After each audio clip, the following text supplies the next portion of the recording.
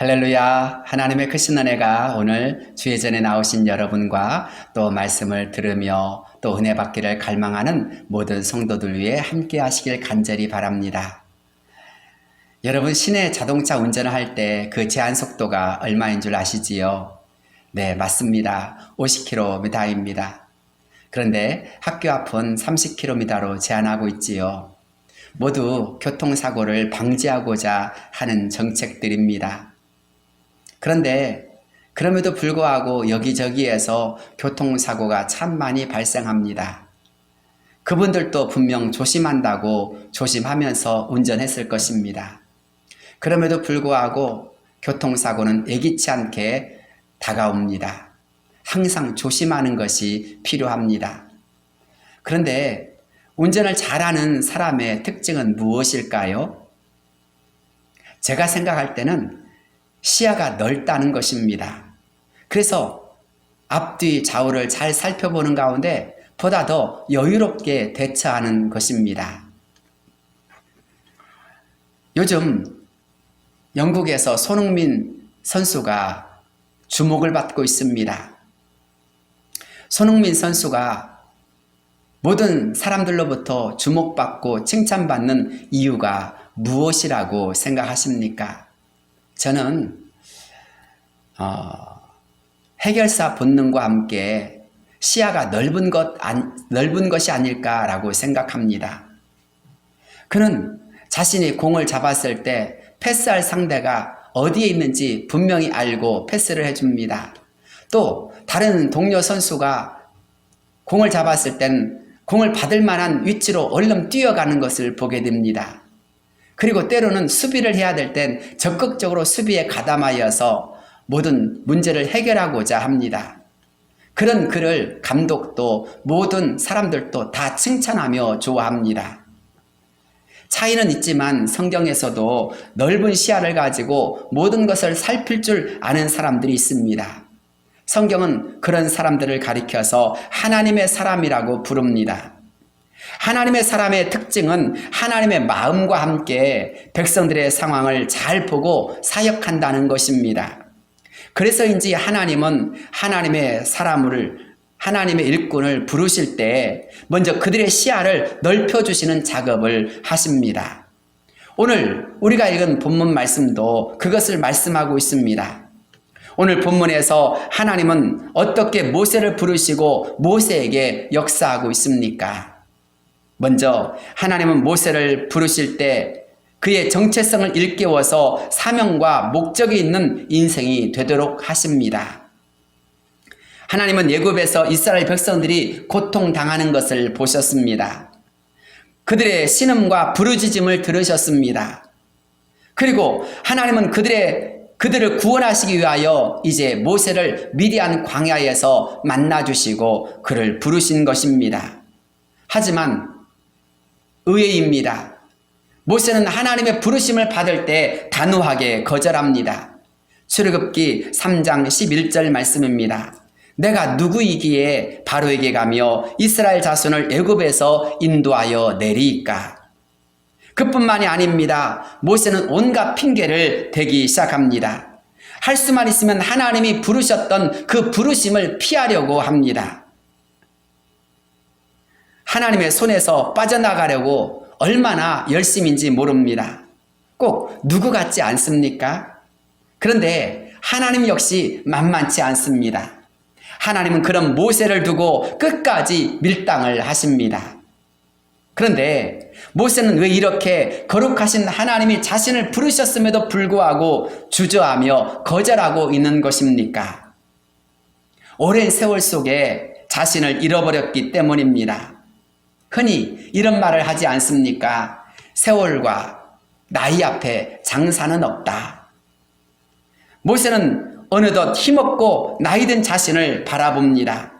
그 옛날 화려했던 애굽 왕자나 젊은 날의 열정이나 꿈도 다 지나간 과거일 뿐입니다. 지금은 그저 시골에서 양을 치는 목동 할아버지에 불과합니다. 젊은이들이 자랑하는 식스팩이나 근육도 하나 없습니다. 이제 그는 몸이 여기저기 아프는 연약한 노인에 불과합니다. 그래서 모세는 철저하게 그런 연약한 자신을 보고 절망하며 모든 것을 내려놓았던 것입니다. 그러나 하나님의 생각은 어떻습니까? 하나님은 오히려 그런 연약하고 노쇠한 모세를 통해 일하시기를 원하셨습니다. 출애굽기 3장 9절로 10절 말씀입니다. 이제 가라. 이스라엘 자손의 부르짖음이 내게 달하고 애굽 사람이 그들을 괴롭히는 학대도 내가 보았으니 이제 내가 너를 바로에게 보내어 너에게 내 백성 이스라엘 자손을 애굽에서 인도하여 내게 하리라. 하나님은 모세를 이스라엘을 애굽에서 구원해낼 적임자로 보셨습니다. 하나님은 힘과 능력과 자신감으로 가득 차 있던 젊은 모세가 아니라 인생의 황혼길을 걷던 노인 모세를 부르셨습니다. 왜 그렇습니까? 하나님의 방법과 사람의 방법, 하나님의 생각과 사람의 생각은 다르기 때문입니다. 세상에서는 나이가 많고 또 몸이 조금만 연약해도 다 끝났다라고 합니다. 일을 주지도 않고 또 하고 있던 일마저도 이제 그만두라고 합니다. 직장에서도 퇴직을 시킵니다. 그러나 하나님은 어떤 분이십니까? 나이 어린 자나 또는 나이가 많은 자까지도 누구든지 가리지 않고 부르시고 또 세워주시는 분이십니다. 그들을 통해서 더 크고 놀라운 사역을 감당하게 하시기도 합니다. 흔히 나이가 들면 모든 것을 내려놓고 아무것도 하지 않으려고 합니다. 그러나 나이가 들어도 인생의 새로운 목적과 사명을 발견한 사람들은 어떻습니까? 열심히 일합니다. 하루하루를 허투루 살지 않습니다. 더 최선을 다하며 무언가를 위해 열심히 노력합니다.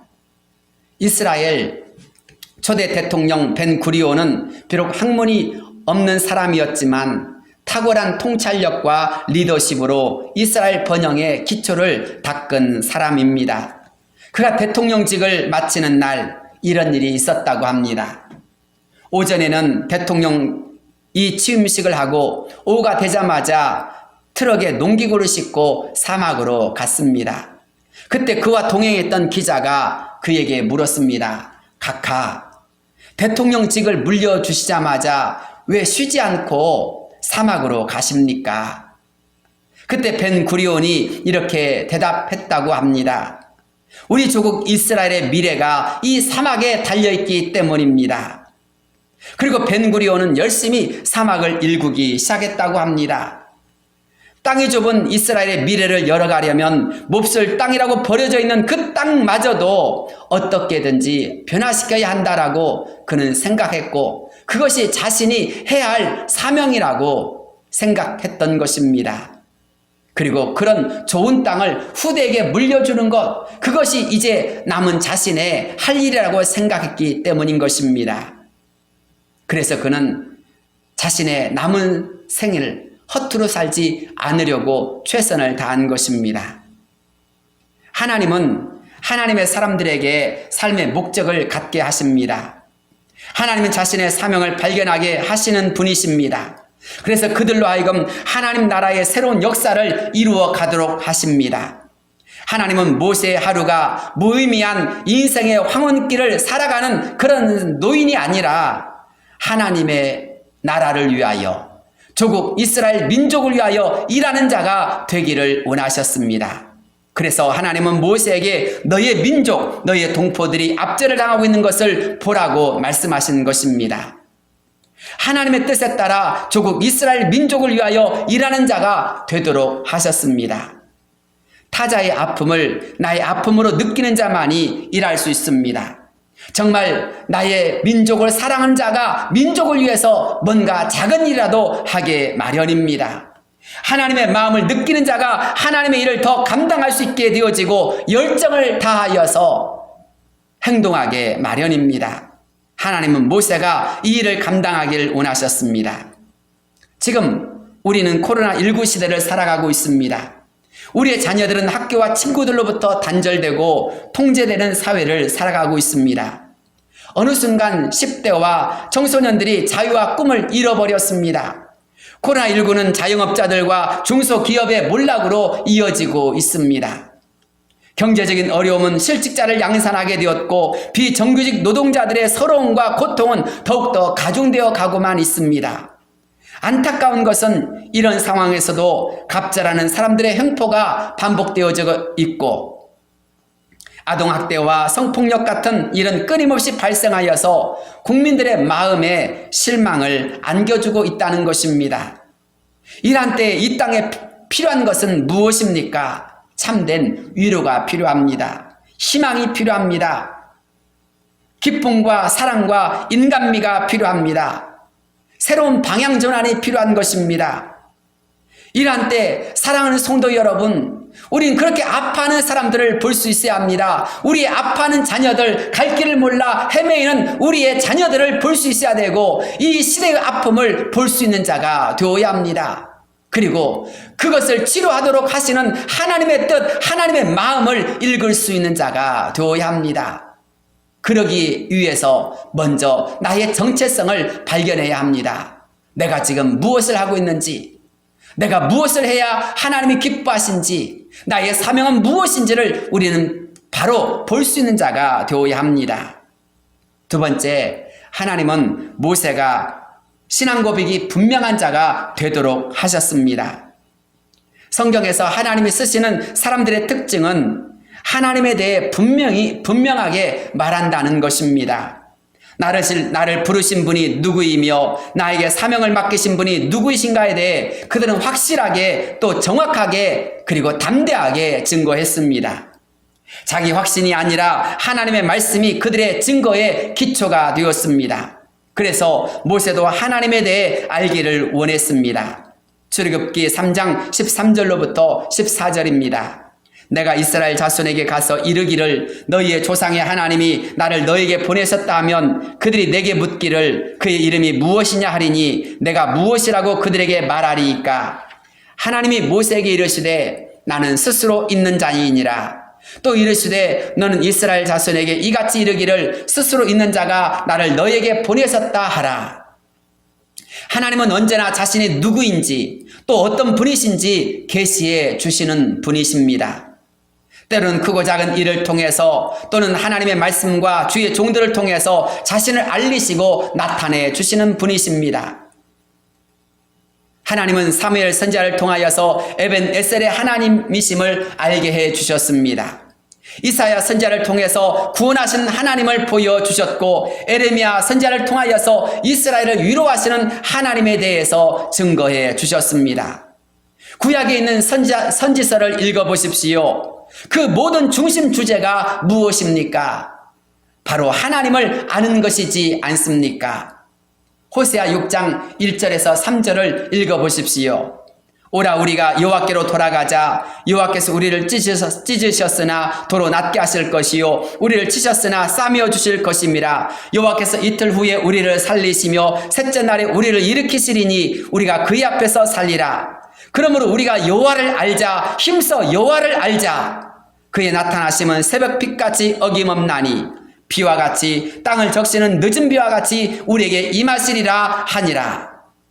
호세아 선지자를 통하여서 하나님은 우리에게 하나님을 알도록 하십니다. 그것이 하나님의 마음이라고 하십니다. 하나님은 회복과 치유하실 수는 있는 하나님이시기 때문입니다.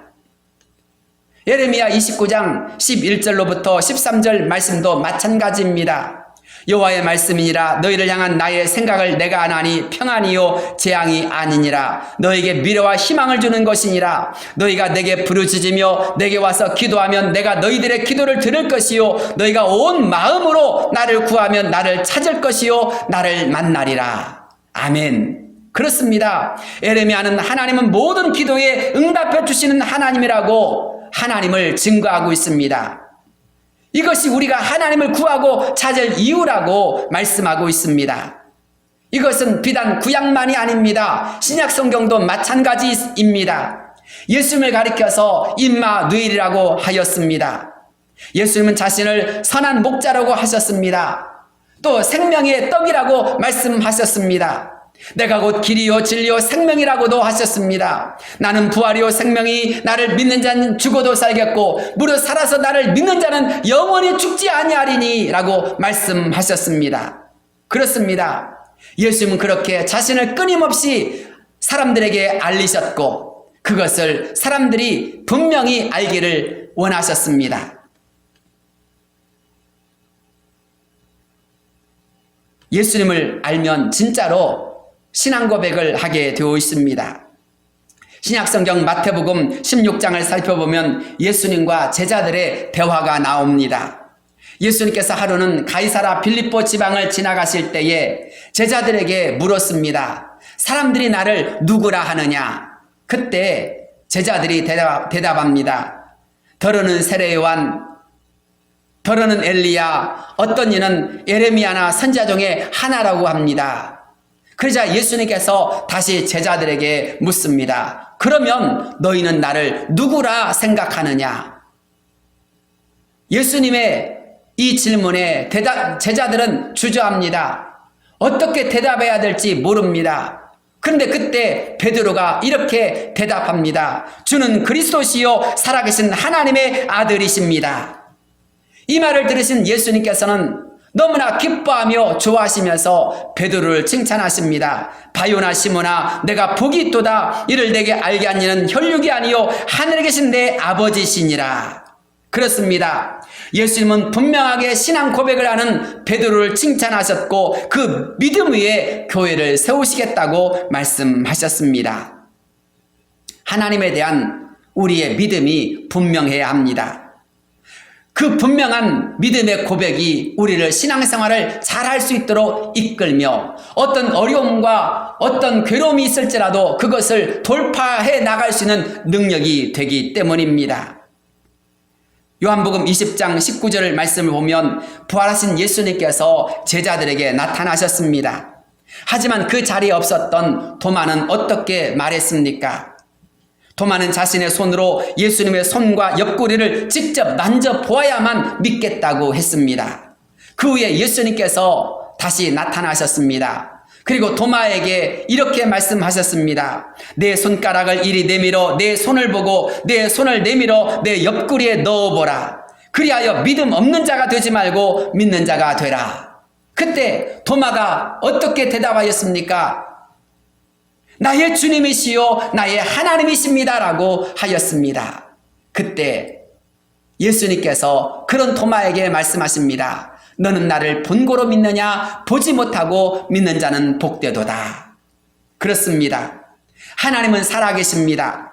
하나님은 지금 우리와 함께 하십니다. 우린 이 믿음 가운데 사는 사람들입니다.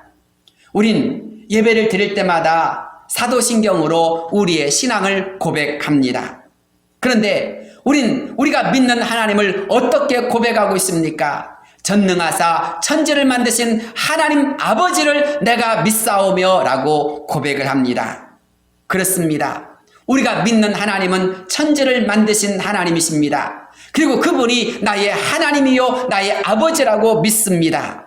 그렇다면 사랑하는 성도 여러분, 여러분이 고백하는 그 신앙 고백은 여러분의 고백입니까? 정말 여러분의 고백입니까? 힘들 때에도 전능하신 하나님, 어려울 때도 전능하신 하나님이심을 믿습니까? 그분이 나의 아버지이심을 또한 믿으십니까?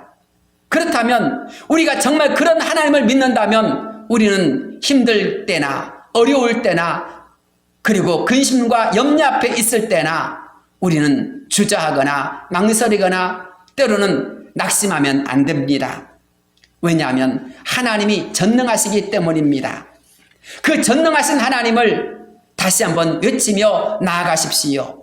그 전능하신 하나님이 나의 아버지이심을 믿으며 고백하며 외치며 나아가십시오. 하나님께서 놀라운 평강과 기쁨과 은혜로 채워주실 것입니다. 여러분에게 승리를 주실 것입니다. 여러분에게 소망을 더하여 주실 것입니다. 우린 바로 그렇게 신앙 고백을 외치며 나아가는 사람들입니다. 세 번째로 하나님은 모세로 하여금 하나님의 능력과 비전을 바라보는 자가 되도록 하셨습니다. 오늘 우리가 읽은 본문을 보면 모세는 하나님이 아무리 뭐라고 해도 여전히 자신 없어 합니다. 하나님께서 앞으로 어떻게 해야 하며 무슨 일이 일어나는지 자상하게 말씀해 주셨지만 하나님이 말씀하시면 하실수록 모세는 그 일이 더욱 부담이 되어지고 자신이 없어졌습니다. 우리도 그런 때가 있지 않습니까?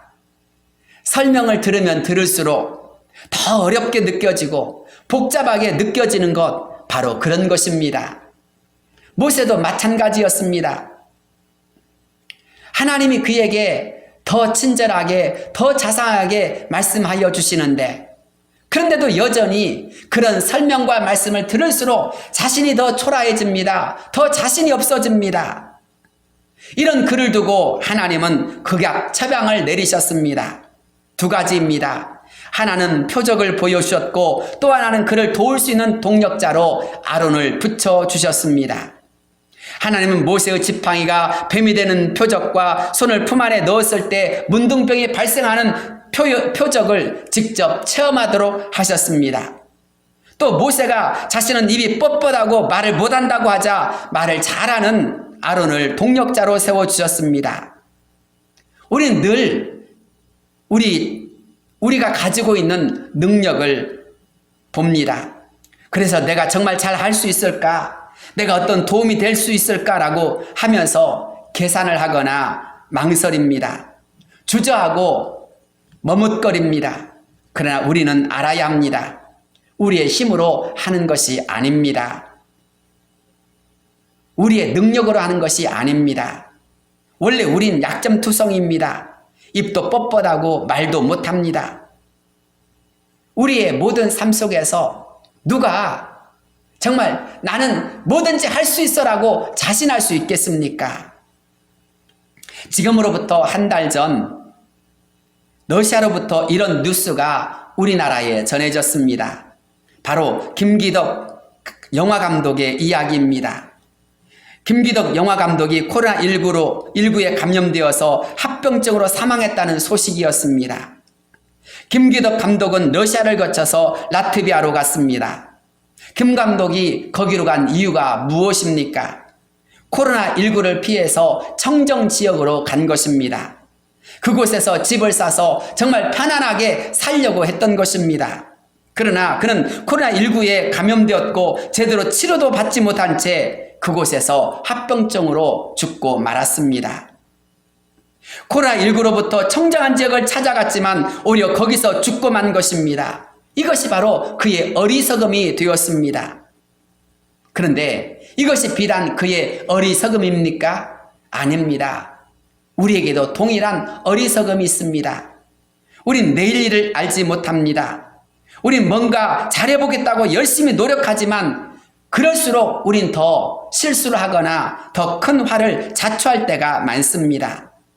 그렇기에 우린 우리의 연약함과 부족함을 인정해야 합니다. 우리는 늘 실수투성이고 연약함투성이일 뿐입니다.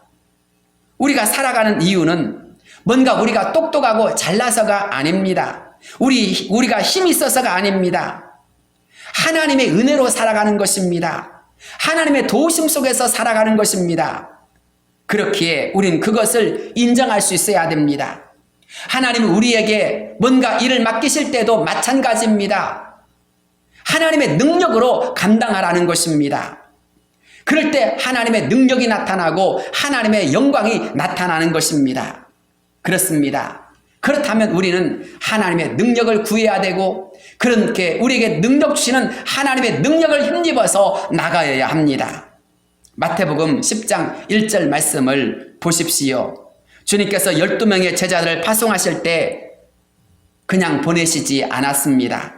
예수께서 그의 12제자를 부르사 더러운 귀신을 쫓아내며 모든 병과 모든 약한 것을 고치는 권능을 주시니라. 또 누가복음 10장 17절에서 20절 말씀에서 70명의 제자들에게 주님이 무엇이라고 말씀하십니까? 70인이 기뻐하며 돌아와 이르되 주여 주의 이름이면 귀신들도 우리에게 항복하더이다. 예수께서 이르시되 사단이 하늘로부터 번개같이 떨어지는 것을 내가 보았노라. 내가 너에게 뱀과 전갈을 밟으며 원수의 모든 능력을 제할 권능을 주었으니 너희를 해칠 자가 결코 없으리라. 할렐루야. 그렇습니다. 주님께서 제자들에게나 또 70명의 제자들에게나 모두 권능을 주신 것입니다. 우리의 힘이 아닌 주님의 권능을 힘입어 하나님이 맡기신 사역을 감당하도록 하신 것입니다. 그래서 이 사실을 잘 깨달았던 사도 바울도 이렇게 외치지 않았습니까? 내게 능력 주신 자 안에서 내가 모든 것을 할 수 있느니라. 그렇습니다. 내게 능력 주신 자가 있습니다. 우린 이것을 볼 수 있어야 합니다. 능력 주신 하나님을 볼 수 있을 때 우리는 우리의 힘이 아닌 능력 주신 하나님의 능력 안에서 모든 것을 할 수 있는 것입니다. 시편 121편 말씀이지요. 내가 산을 향하여 눈을 들리라. 나의 도움이 어디서 올꼬? 나의 도움이 천지를 지으신 여호와에게서로다. 그렇습니다. 우리의 도움은 하나님으로부터 옵니다. 그 하나님으로부터 능력이, 그 하나님으로부터 도움이 오기에 오늘 우리는 여기에 서 있을 수 있고 또 내일을 향하여 달려갈 수 있는 것입니다. 제가 욥기서를 읽을 때 제일 은혜 받은 말씀이 있습니다. 바로 욥기서 38장 41절 말씀입니다. 까마귀 새끼가 하나님을 향하여 부르짖으며 먹을 것이 없어서 허우적거릴 때에 그것을 위하여 먹이를 마련하는 이가 누구냐? 우리가 제일 하찮게 여기는 그런 미물조차도 먹을 것이 없어서 허덕일 때 하나님께 울부짖습니다. 그런데 그런 미물의 기도에도 하나님은 응답하시고 먹이를 준비해 주신다고 하십니다. 그렇습니다. 우린 우리의 삶을 도우시는 하나님, 우리의 모든 연약함을 아시고 능력 주시는 하나님의 은혜 가운데 살아가는 것입니다. 그렇다면 뭔가 새로운 일을 꿈꾸십니까? 내일을 힘차게 달려가길 원하십니까?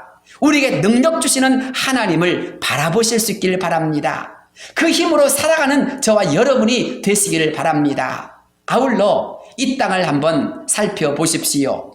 코로나19로 인하여서 수많은 사람들이 불안과 염려와 두려움 속에 살아가고 있습니다. 어떻게 해야 좋을지, 어떻게 우리의 자녀를 길러야 할지, 앞으로 어떻게 모든 물질의 문제를 해결해야 될지, 건강의 문제를 어떻게 해결해야 될지 노심초사하고 있습니다. 불안합니다. 걱정이 많습니다. 그런 사람들을 향하여서 이제 우리는 우리가 받은 하나님이 주시는 놀라운 평강을 선포할 수 있어야 합니다. 하나님이 주시는 놀라운 위로를 그들에게 나눌 수 있어야 됩니다. 나의 구원이 하나님이심을, 나의 소망이 하나님이심을, 나의 능력이 하나님께 있음을 온전히 전할 수 있는 자가 되어야 합니다. 그래서 슬픔에 빠진 자들을, 염려에 빠진 자들을, 걱정과 근심에 짓눌리며 불안과 두려움에 이끌린 자들을 하나님의 사랑으로, 하나님의 평강으로 인도할 수 있는 자가 되어야 합니다. 이 은혜가 저와 여러분에게 가득하길 바랍니다. 이 은혜 속에 우리 모두가 하나님의 영광을 드러내며 하나님의 역사하심을 선포하는 자가 될 수 있기를 바랍니다. 하나님이 저와 여러분을 부르십니다. 절망의 자리에서, 염려의 자리에서, 근심의 자리에서, 연약함의 자리에 있는 여러분을 향하여서 우리는 늘 할 수 없다고, 자신 없다고 우리는 도망치지만 그런 우리에게 주님은 다가오셔서 일어나라고 말씀하십니다. 내가 너와 함께 한다고 말씀하십니다. 내가 너를 이끌어 주겠다고 말씀하십니다. 우리에게 말씀하시는 그 주님을 힘입어 이제 가정으로 돌아가십시오. 이제 이 직장으로 나아가십시오. 이 사회를 향하여 선포하십시오. 하나님이 하나님 되십니다. 하나님이 모든 우주 만물을 주관하시며 이 어려움의 시대에서도 우리를 인도해 주시고 보호해 주실 것입니다. 우린 그 하나님을 선포하신 자가 되어야 합니다. 하나님의 이름으로, 하나님의 능력으로 우리 모두가 힘있게 나아갈 수 있는 성도가 되어지시기를 주의 이름으로 축복합니다. 기도하겠습니다. 거룩하시고 내려오신 하나님 아버지, 우리 모두에게 다시 한번 예수의 이름으로 일어나게 하여 주옵소서.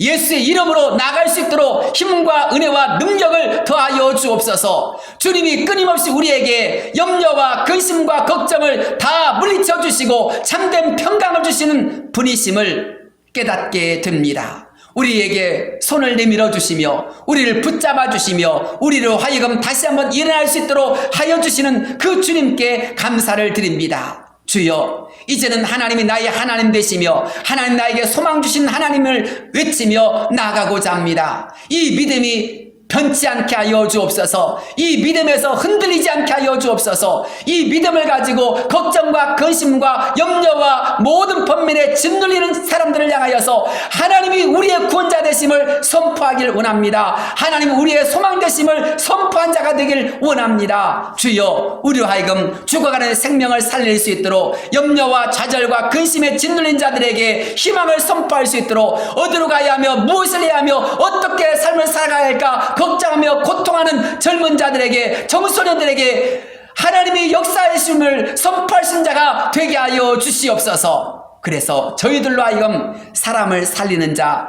사람들에게 희망을 심어주는 자가 되게 하여 주옵소서. 이 일을 감당할 수 있도록 은혜와 능력을 주시는 하나님, 오늘 또 그 하나님이 나의 아버지 되어 주셨음을 인하여 감사와 찬송을 돌리오니 영광 받아 주옵소서. 예수 그리스도 이름 받들어 간절히 기도드리옵나이다. 아멘.